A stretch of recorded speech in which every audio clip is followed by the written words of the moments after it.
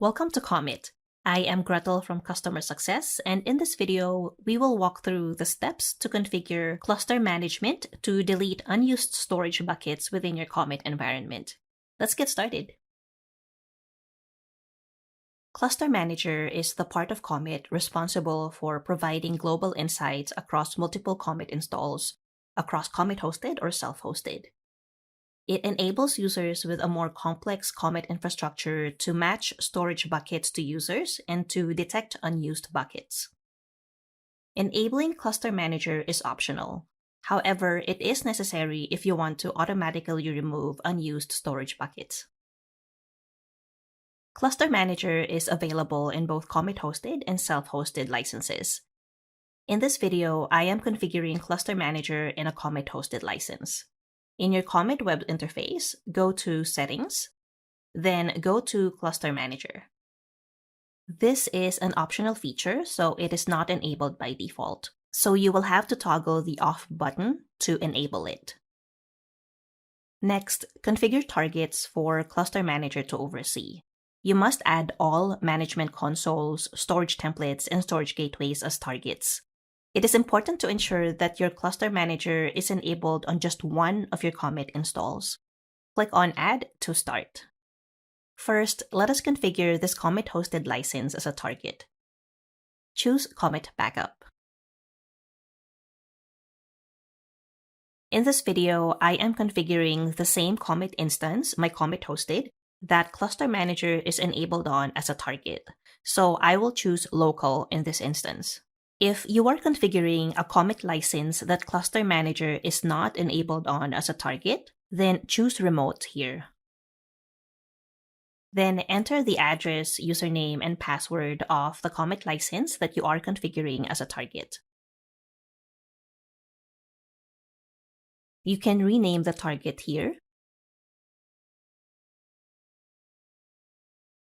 Then click on Save. Next, let us configure our storage template as a target for cluster management.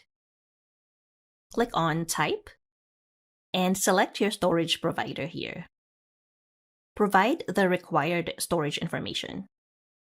For Comet Storage, Wasabi, or Impossible Cloud, use the account's root credentials.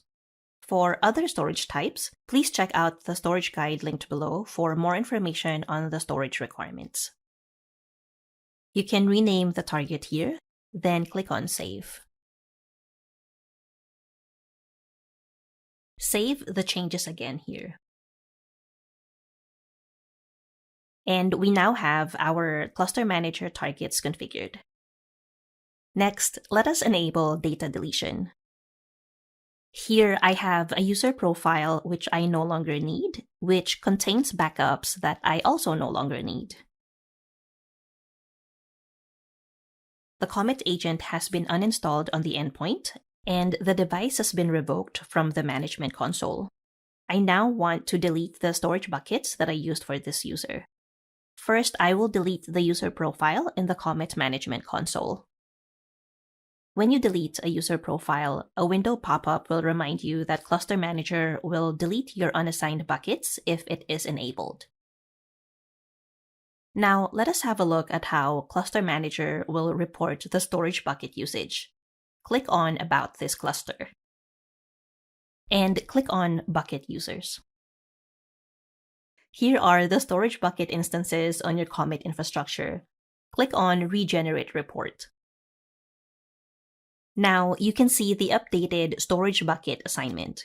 As you can see, only this storage bucket has a user assigned to it. And all other buckets which are unassigned will be purged once we enable data deletion with Cluster Manager. It is important to check this report first before enabling data deletion to make sure that there are no buckets which are not overseen by Cluster Manager and that all buckets you would like to keep are assigned to a user. Once you have checked the report, go to the Cluster Manager tab. Toggle on Data Deletion and click on Save. Now, let us check on the cluster report again. Data deletion is already enabled, which will direct Comet to purge unused buckets. On a Comet-hosted server, this will happen automatically. Comet scans are run every 45 minutes, and buckets that are unused for 2 consecutive scans will be pruned. On a self-hosted server, there is the option to manually initiate a pruning of unused buckets. Click on Regenerate Report. And as you can see, the unassigned buckets have now been deleted. And we have come to the end of the video. If you would like to delete backups by applying retention policies, check out our guide and video linked below. Thank you for watching and see you in the next video.